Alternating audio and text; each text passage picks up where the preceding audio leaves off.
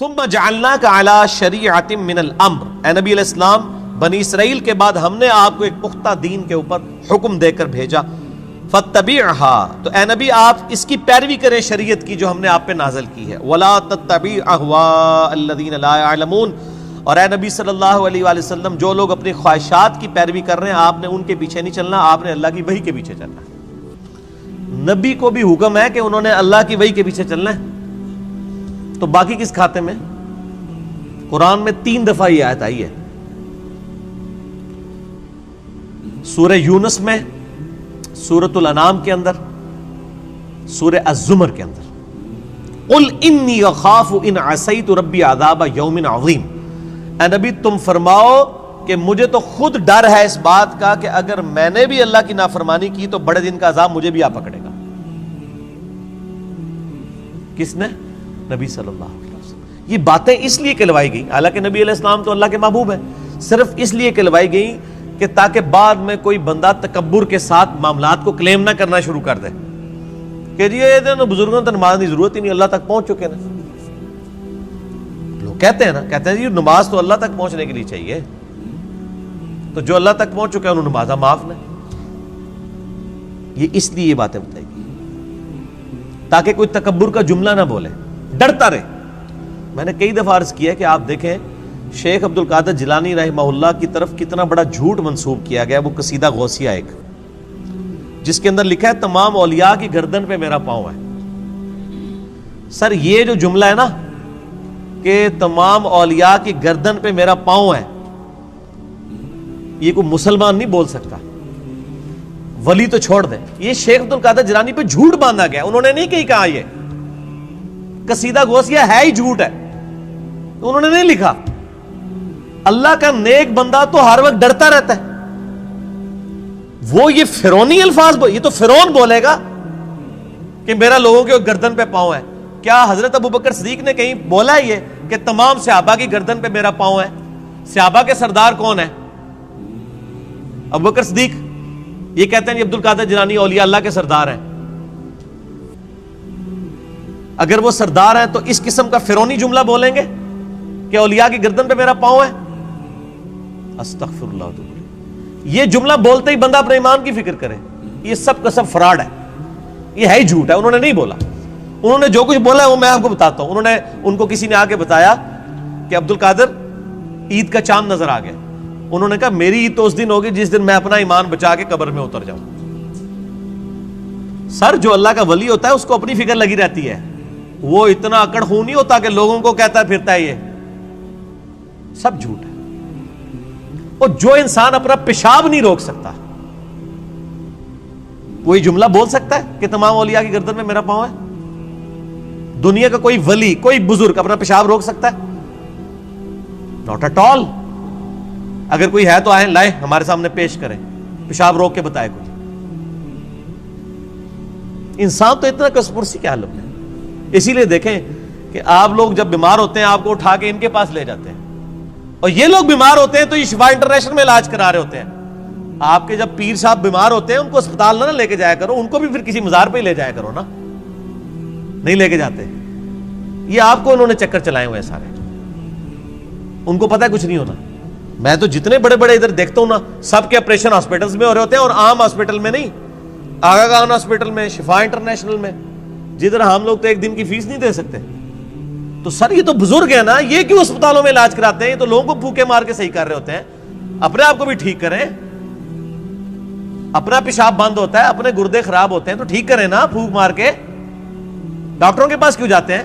پھر تو اس کا مطلب یہ کہ ڈاکٹر ان سے بڑے بزرگ ہیں نا، جو بزرگوں کو بھی ٹھیک کر رہے ہیں۔ ٹھیک ہوگا؟ وہ سب اللہ کے بندو گیم چلائی ہوئی ہے۔ اللہ سے مانگے، اسباب اختیار کریں۔ دوائی کرنا سنت ہے اور دوائی پہ یقین نہ رکھنا فرض ہے۔ اسباب آپ نے اختیار کرنے ہیں۔ پانی کے بغیر پیاس نہیں بجھے گی، یہ سبب ہے، لیکن پانی پینے کے بعد بھی کوئی گارنٹی نہیں کسی کی پیاس بجھ جائے۔ گنہگار بندے کی موت کا وقت قریب آتا ہے نا، تو روایتوں میں آتا ہے کہ اسے اگر سمندروں کا پانی بھی پلا دیا جائے نا، اس کی پیاس نہیں بجھے گی۔ جب اللہ ہی نے پیاس نہیں بجھنے دینی تو سبب یہی اختیار کریں گے، لیکن نظر مسبب الاسباب پہ۔ اللہ اکبر. انہم لن یغنوا عنک من اللہ شیئا، یہ لوگ اللہ کے مقابلے پر اے نبی علیہ السلام آپ کو کچھ فائدہ نہیں پہنچا سکتے. وَإِنَّ الظَّالِمِينَ بَعْضُهُمْ أَوْلِيَاءُ بَعْضٍ، اور ظالم لوگ بعض کے دوست ہیں. وَاللَّهُ وَلِيُّ الْمُتَّقِينَ، جبکہ اللہ جو ہے وہ پرہیزگاروں کا دوست ہے. جس طرح کافر ایک دوسرے کو سپورٹ کرتے ہیں، اللہ تعالیٰ بھی اپنے بندوں کو سپورٹ کرتا ہے. لیکن وہ اللہ کا بندہ بنے، فرعون نہ بنے. اللہ کا بندہ کون ہوتا ہے؟ جو لوگوں کو اللہ کے ساتھ جوڑتا ہے، جو اپنے ساتھ جوڑے، اپنی عبادت کروائے، اپنے سامنے جھکوائے، اپنے پاؤں چموائے. وہ تو اپنی عزت کروا رہا ہے. ترمذی میں حدیث ہے، انس بن مالک کہتے ہیں کہ نبی علیہ السلام کے استقبال میں ہم کھڑے نہیں ہوتے تھے، کیونکہ آپ نے منع کیا تھا. اب ہم اس کو برا سمجھتے تھے. ہزاروں صحابہ کی موجودگی میں نبی علیہ السلام تشریف لاتے تھے، آپ کے استقبال میں کوئی نہیں کھڑا ہوتا تھا.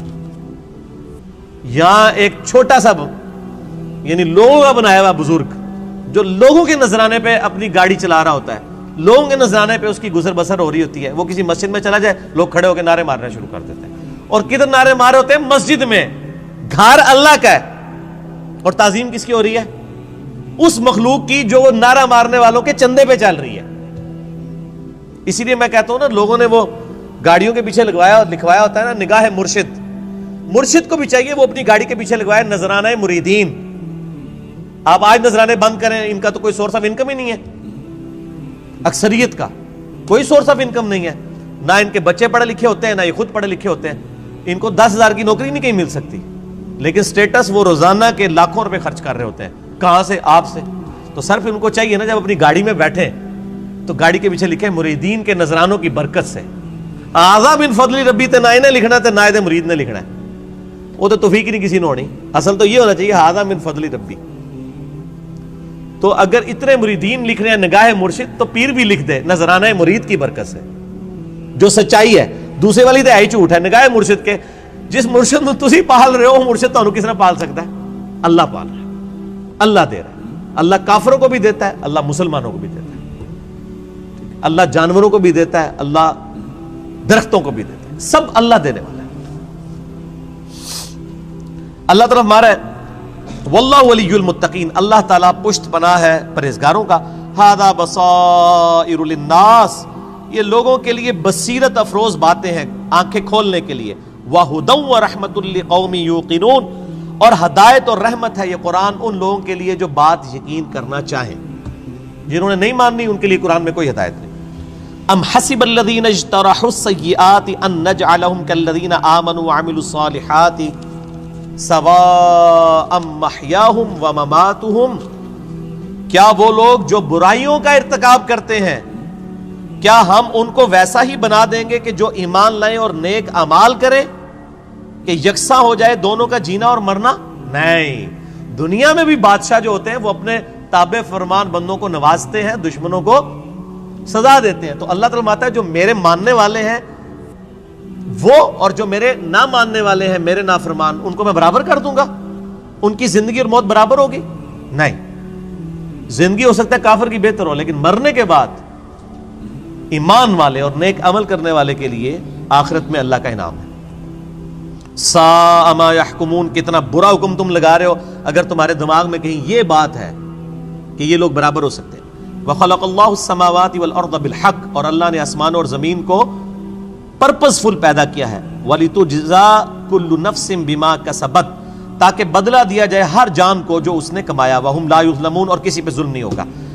یہ اللہ نے ایک لائن کے اندر مقصد بیان فرما دیا ہے کہ زمین و آسمان کی پیدائش کا مقصد یہ ہے کہ اللہ تعالیٰ آزمائے گا کون نیک عمال کرتا ہے، اس کے بعد اللہ تعالیٰ نیک عمال والے کو اس کے عمال کا بدلہ دے گا، برے عمال والے کو اس کے عمال کا بدلہ دے گا. اب بڑی سخت آیت آ رہی ہے قرآن حکیم کی، اس ایک آیت پہ گھنٹوں بولا جا سکتا ہے. افرائیت من اتخذ الہہ ہوا، اے نبی صلی اللہ علیہ وآلہ وسلم بھلا تم نے اس شخص کو دیکھا جس نے اپنی خواہش نفس کو اپنا خدا بنا لیا.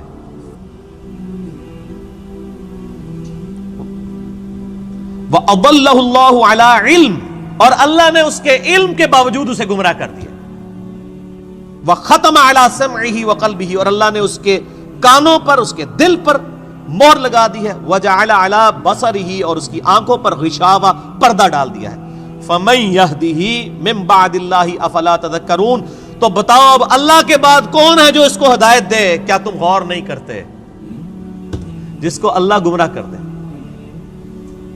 من یہدہ اللہ فلا مضل لہ، جسے اللہ ہدایت دے اسے گمراہ نہیں کر سکتا، ومن یضلل فلا ہادی لہ، اور جسے اللہ گمراہ کر دے اسے کوئی ہدایت نہیں دے سکتا۔ تو اللہ تعالیٰ فرما رہا ہے کہ ایسا شخص جو اپنی خواہش نفس کی پیروی کرتا ہے، تو اگرچہ اس کے پاس علم بھی ہوتا ہے پھر بھی وہ بہرا، اندھا اور گونگا ہو جاتا ہے، حق بات قبول نہیں کرتا، کیونکہ اللہ اسے گمراہ رہنے دیتا ہے کہ اس کے پاس علم تھا، اس کے باوجود اس نے اس علم کا فائدہ نہیں اٹھایا۔ ایک بندے کے پاس علم ہے کہ اگر میں بلڈنگ کے 10ویں فلور سے باہر چھلانگ لگاؤں تو مر جاؤں گا، یہ پتا ہے ایک بندے کو، وہ پھر بھی چھلانگ لگا دیتا ہے، تو پھر کیا ہوگا؟ مر جائے گا۔ یہی حال اس شخص کا ہے کہ جس کو قرآن و سنت کا علم دیا گیا لیکن اس پہ عمل نہیں وہ کر رہا، اسے ہم کہتے ہیں قرآن میں لکھا ہے ایاک نعبد و ایاک نستعین، صرف اللہ ہی کو پکار، وہ کہتا ہے نہیں، میرے بابے کہتے ہیں بابوں کو پکارو۔ اب علم تھا اس کے پاس، گمراہ ہو گیا، اللہ کی بات نہیں مانی۔ ایک بندے کو بتایا بھی بخاری مسلم میں نماز کا طریقہ رکوع میں جاتے وقت اور رکوع سے اٹھتے وقت رفع الیدین کے ساتھ لکھا ہے، نہیں مانا۔ ایک بندے کو بتایا کہ تم ہر مہینے 11ویں دیتے ہو، جبکہ 11ویں والے پیر کی جو اپنی کتاب ہے غنیت الطالبین، اس میں نماز کا طریقہ وہی لکھا ہے جو بخاری مسلم میں لکھا ہوا ہے، وہ کہتا ہے میں نے رفع الیدین نہیں کرنا۔ تو ضد کا تو کوئی علاج نہیں ہے۔ یہ وہ لوگ ہوتے ہیں جو علم کے باوجود گمراہ ہو جاتے ہیں۔ علم ہے، اسی لیے ہم اکثر وہ لوگ کہتے ہیں وہ ایڈے بڑے وہ مولویوں کو نہیں پتا لگا، وہ پاگل نے، تو انہوں پتا سمجھ آ گیا۔ تو ان کو بتائیں، آپ جن علماء کہہ رہے ہیں اتنے بڑے بڑے، آپ کے مخالف اپنے علماء کو اتنے بڑے بڑے کہتے ہیں اور آپ کے علماء کو جاہل کہتے ہیں۔ بریلوی دیوبندیوں کو گستاخ رسول کہتے ہیں کہ نہیں؟ تو کیا دیوبندیوں کے علماء علماء نہیں ہیں؟ اور دیوبندی بریلویوں کے علماء کو مشرک کہتے ہیں کہ نہیں؟ تو کیا بریلویوں کے علماء علماء نہیں ہیں؟ سنی شیعہ کے علماء کو، شیعہ سنیوں کے علماء کو، اہل حدیث ان کو، یہ سارے اہل حدیث کو گمراہ کہتے ہیں کہ نہیں؟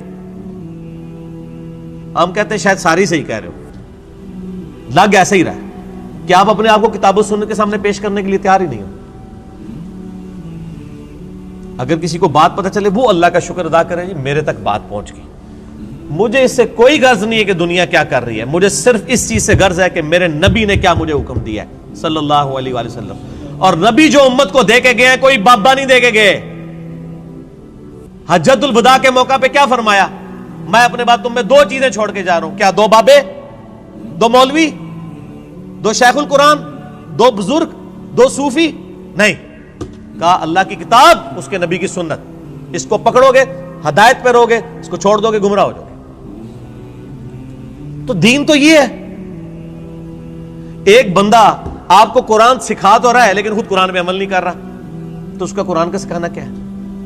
میں آپ کو کلمہ پڑھا کے مسلمان کر دوں، جب آپ مسلمان ہو اور میں آپ کو بتاؤں کہ یہ اللہ کی کتاب ہے، آپ کتاب کھول کے مجھے کہیں گے آپ نے مجھے مسلمان تو کیا ہے لیکن اس کتاب میں جو کچھ لکھا آپ تو اس پہ عمل ہی نہیں کر رہے، تو آپ اس کو کیا یہ کہیں گے کہ میں تمہیں کلمہ پڑھایا اس واسطے میں جو کہوں گا وہی صحیح ہے، یہ کہیں گے یا قرآن کو مانیں گے؟ کلمہ پڑھانا تو اپنی جگہ ہے، بخاری مسلم حدیث ہے اللہ تعالیٰ فاسق سے، بدکار شخص سے بھی دین کا کام لے سکتا ہے۔ اگر کسی نے کسی کو کلمہ پڑھایا یہ اس کی بزرگی کی دلیل نہیں ہے۔ اگر کوئی کہتا ہے آج ڈاکٹر ذاکر نائک نے ہزاروں لوگوں کو کلمہ پڑھایا ہے، بریلوی دیوبندی اس کو بزرگ کیوں نہیں مان لیتے؟ پھر تسی بھی جھوٹ مارنے بند کر دو، 90 لاکھ نو کلمہ پڑھایا ہے، ادو تو 90 لاکھ بادی کوئی نہیں سی۔ اگر آپ نے کلمہ پڑھانے کو کسی کی بزرگی ماننا ہے تو ڈاکٹر ذاکر نائک نے ہزاروں لوگوں کو کلمہ پڑھایا ہے نا، تو کیا بریلوی دیوبندی اور شیعہ مان لیں گے اسے بزرگ؟ تو سر بریلوی دیوبندی اگر اپنے بابوں کو کہتے ہیں اتنوں کو کلمہ پڑھایا تھے، تسی بھی اپنے بوجھے چ رکھو، پھر وہ کہنے کے نہیں جی کلمہ پڑھانے نال کیا ہوتا ہے تے وہ بد عقیدہ ہے نا، تو سر تسی بھی تواڈے کلمہ پڑھانے نال کیا ہوتا ہے، تواڈے بھی اگر بد عقیدہ نے تو کوئی فرق نہیں پڑتا۔ فرق کس سے پڑتا ہے؟ قرآن و سنت سے۔ اللہ کے نبی کے قدموں تک پہنچو، کسی بابے کے قدموں تک نہیں۔ اس لیے فرمایا تم میں 2 چیزیں چھوڑ کے جا رہا ہوں، اللہ کی کتاب، اس کے نبی کی سنت، قیامت تک کے لیے 2 چیزیں، جو اس پہ عمل کرے گا ہمارے سر کا تاج ہے، اور جو عمل نہیں کرتا گستاخ رسول ہے۔ اصل میں گستاخ وہ ہے۔ ٹھیک ہو گیا جی، آگے چلیں۔ اللہ تعالیٰ فرماتا ہے وَقَالُوا مَا هِيَ إِلَّا حَيَاتُنَا الدُّنْيَا، اور یہ لوگ تو کافر کہتے ہیں کہ بس دنیا کی زندگی ہے، نموت ونحیا، ہم اسی میں مرتے ہیں اور جیتے ہیں، وَمَا يُهْلِكُنَا إِلَّا الدَّهْرُ، اور ہمیں جو ہلاک کرتا ہے نا وہ زمانے کی گردش کرتی ہے، یعنی جب ٹائم پورا ہوتا ہے تو ہم مر جاتے ہیں۔ کوئی یہ زندگی موت کا نظام کسی خدا نے کنٹرول نہیں کیا ہوا، نہ قیامت قائم ہونی ہے، نعوذ باللہ۔ وَمَا لَهُم بِذَلِكَ مِنْ عِلْمٍ، حالانکہ ان کے پاس علم کی رتی بھی نہیں ہے۔ اگر ان کے پاس علم ہوتا تو ان کو پتا چلتا یہ نظام کسی کے بنانے سے بنایا گیا ہے۔ اِنْهُمْ إِلَّا يَظُنُّونَ، بس یہ اٹکل پچو چلا رہے ہیں۔ وَإِذَا تُتْلَىٰ عَلَيْهِمْ آيَاتُنَا، جب ان پہ ہماری آیات پڑھی جاتی ہیں، بینات، روشن آیات، مَا كَانَ حُجَّتُهُمْ، تو یہ کوئی اور حجت نہیں کرتے سوائے ایک حجت کے، إِلَّا أَنْ قَالُوا ائْتُوا بِآبَائِنَا إِن كُنتُمْ صَادِقِينَ، یہ کہتے ہیں اگر تم سچے ہو تو ہمارے مرے ہوئے باپ دادا کو زندہ کر کے لے آؤ۔ ہمارے باپ دادا قبروں سے نکل کے یہ بات ہمیں کہیں کہ نبی اللہ کا نبی ہے، تب مانیں گے، قرآن کو ہم نے نہیں ماننا۔ یہ کافروں کی دلیل تھی، اور یہ ساری کافروں والی روش آج بھی جاری ہے۔ ہم کسی کو بتاتے ہیں نا قرآن میں یہ لکھا ہوا ہے، وہ کہتے ہیں یہ جو قبر میں چلا گیا نا یہ تو کچھ اور بتا کے گیا۔ تو یہ نکل کے اگر ہمیں کہے، دیکھ لو کافر بھی یہی کہہ رہے ہیں تے پائی اور نہ سی انہوں نے قبرہ تو باہر کاٹ سکنے ہیں، اسی تو ہی دسنا ہے جو اللہ نبی دس کے گئے نے قرآن پاک، اور قیامت تک کے لیے محفوظ صرف اللہ کی کتاب ہے، کسی بزرگ کی تعلیمات بھی محفوظ نہیں ہے۔ اتنے جھوٹ بزرگوں کے اوپر باندھے گئے ہیں، اسی لیے قرآن پاک میں کئی جگہ ہے کہ بزرگ قیامت والے دن خود اپنے ماننے والوں کے دشمن ہو جائیں گے۔ 2.25 ارب عیسائی کہہ رہے ہیں حضرت عیسیٰ اللہ کے بیٹے ہیں، تو حضرت عیسیٰ ان لوگوں کے دشمن بنیں گے کہ نہیں؟ کیونکہ حضرت عیسیٰ کی تو یہ تعلیمات نہیں ہے۔ شیخ عبد القادر جیلانی کی کہیں یہ تعلیمات نہیں کہ آپ کو المدد یا غوث اعظم دستگیر شیئن للہ، کہیں ان کی تعلیمات نہیں، تو شیخ عبد القادر جیلانی دشمن بنیں گے۔ مولا علی علیہ السلام کی کہیں تعلیمات نہیں ہے کہ تم مجھے یا علی مدد کہہ کے پکارو، ان کی تعلیمات یہی ہے ایاک نعبد و ایاک نستعین۔ مولا علی بھی اللہ کو پکارتے تھے، مولا علی کا ماننے والا بھی وہی ہوگا جو اللہ کو پکارے گا۔ تو اللہ تعالیٰ ہے جب یہ حجت کرے تم ان کو کہو قُلِ اللَّهُ يُحْيِيكُمْ ثُمَّ يُمِيتُكُمْ، اللہ تمہیں زندہ کرتا ہے وہی موت دیتا ہے، ثُمَّ يَجْمَعُكُمْ إِلَى يَوْمِ الْقِيَامَةِ، پھر قیامت دن بھی وہ تمہیں جمع کرے گا، لا ریب فیہ، جس میں کوئی شک نہیں ہے، وَلَٰكِنَّ أَكْثَرَ النَّاسِ لَا يَعْلَمُونَ، لیکن اکثر لوگ اس حقیقت سے ناواقف ہیں۔ اللہ نے فرمایا کہ بھئی یہ بتا دو کہ اللہ میں اور باقی ہستیوں میں یہ فرق ہے کہ وہ زندگی اور موت دیتے ہیں، تو لے آؤ۔ اللہ کے علاوہ کوئی زندگی اور موت دے سکتا ہے؟ نہیں دے سکتا۔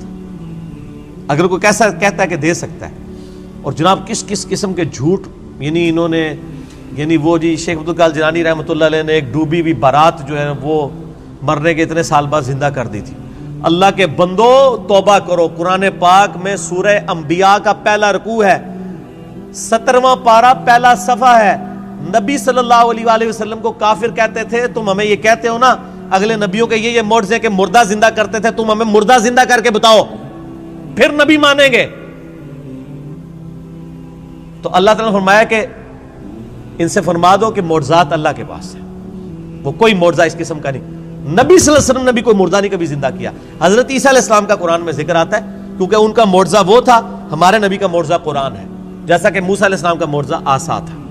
ویسے آپ صلی اللہ علیہ وسلم کے بہت معجزات ہیں بخاری مسلم میں کہ مبارک انگلیوں سے پانی کے چشمے جاری ہو گئے، مبارک دعا سے چاند 2 ٹکڑے ہو گیا، مبارک پسینے سے خوشبو آتی تھی، یہ معجزات ہیں، مردہ زندہ کرنے والا نہیں ہے۔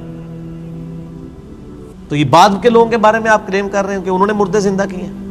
آج بھی لیں کسی کو جو کہتا ہے نا مردہ زندہ کر سکتا ہے تو ہم اسے شہید کر دیتے ہیں، اس کی اجازت سے وہ اپنے آپ کو زندہ کر کے بتائے۔ حضرت عیسیٰ نے بھی جو مردے زندہ کیے ہیں نا، وہ یہ نہیں تھے کہ وہ قبر سے نکال کے چلنا پھرنا شروع کر دیتے تھے، صرف اس وقت چونکہ طب بڑے زور پہ تھی، میڈیکل، تو اللہ تعالیٰ نے ان کی میڈیکل کو فیل کیا کہ کوئی ڈاکٹر کسی مردے کو نہیں زندہ کر سکتا۔ اللہ نے آیا میرا نبی اے جیڑا مردہ زندہ کرے گا، اور وہ صرف اتنا ہوتا تھا، قبر پہ گئے مردے کو زندہ کیا، وہ مردہ کہتا تھا کہ حضرت عیسیٰ اللہ کے نبی، واپس چلا جاتا تھا، بس اس سے زیادہ نہیں تھا زندہ ہوتا نا۔ سورۃ الانبیاء کی آیت نمبر 95 ہے، جو ایک دفعہ دنیا سے چلا گیا وہ واپس نہیں آ سکتا، ناٹ ایٹ آل، گیا۔ دنیا میں واپس نہیں آ سکتا. اگر یہ بات ہوتی تو حضرت فاطمہ روتی روتی فوت کیوں ہوگی 6 مہینے کے اندر کہ میں اپنے باپ کا چہرہ اب دوبارہ نہیں دیکھ سکوں گی. حضرت عائشہ حضور کی لاڈلی ترین بیوی نبی علیہ السلام کی وفات کے بعد 47 سال تک زندہ رہی ہیں, اور کدھر زندہ رہی ہیں؟ اسی قبر والے حجرے کے 7 کمرے میں. میں کہتا ہوں کوئی ایک روایت دکھا دے کہ انہوں نے نبی علیہ السلام کی کبھی زیارت کی ہو قبر کے اوپر. آج لوگ کہتے ہیں ہمارے گھر میں آ جاتے ہیں, کوڑ مارنے چھڑ دو اللہ دے بندے ہو, چوڑ. سب سے زیادہ اگر کوئی حقدار تھا تو حضرت فاطمہ تھی, حضرت عائشہ تھی, مولا علی تھے. ان سے کوئی آپ کو بات نہیں ملے گی. یہ جتنی آپ کو باتیں بتاتے ہیں نا ساری بزرگ بابوں سے بتاتے ہیں, آپ کو حضرت ابوبکر کی کرامت نہیں بتا رہے ہوں گے اس قسم کی, تو کیا ہوتی نہیں ہے کرامت. ہم مانتے ہیں کرامت صرف یہ ہے کہ کسی کی دعا کی برکت سے کچھ ہو جائے, مرضی اللہ کی. کوئی کر کے نہیں دکھا سکتا, کوئی کر کے دکھا سکتا ہے تو میں نے کئی بار چیلنج کیا ہے, کوئی زندہ یا مردہ بزرگ میں اپنا انجینئرنگ کا فارمولہ لکھ کے دیتا ہوں, وہ دیکھ کے پڑھ کے بتا دے.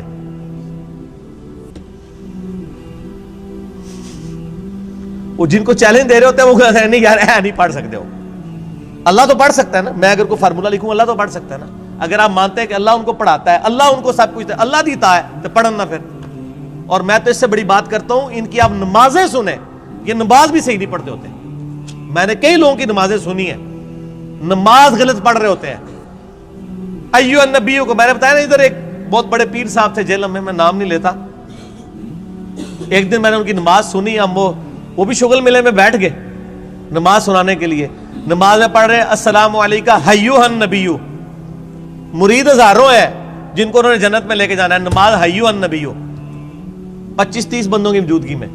اور بھی بڑی غلطی تھی, یہ موٹی سی مجھے یاد رہ گئی. میں کہ یہ کیا پڑھ رہے ہیں؟ وہ بچپن سے نماز یاد کی تھی, اسی طرح چل رہی تھی. باقی عین ہا تو ہے ہی کوئی نہیں تھا نا, وہ تو چھڈ ہی دو, وہ تو میں گل ہی نہیں کہ میں زبر زیر کی غلطیاں. ایھا النبیو.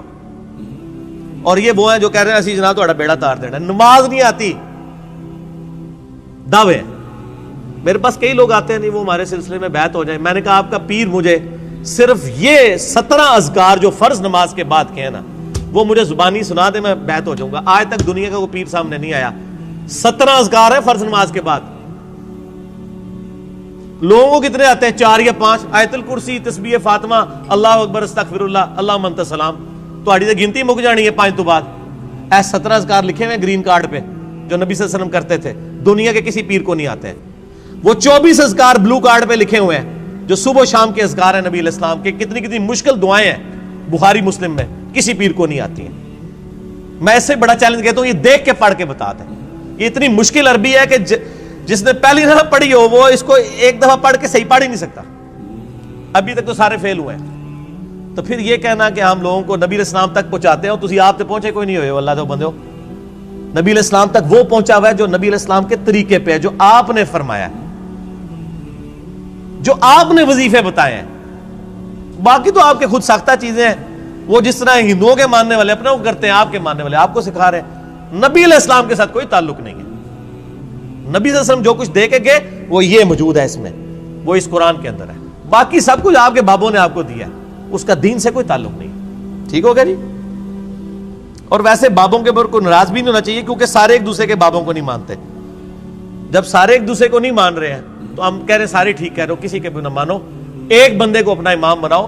امام اعظم محمد رسول اللہ صلی اللہ علیہ وآلہ وسلم صلاۃ تسلیما کثیرا کثیرا. ٹھیک ہو گیا.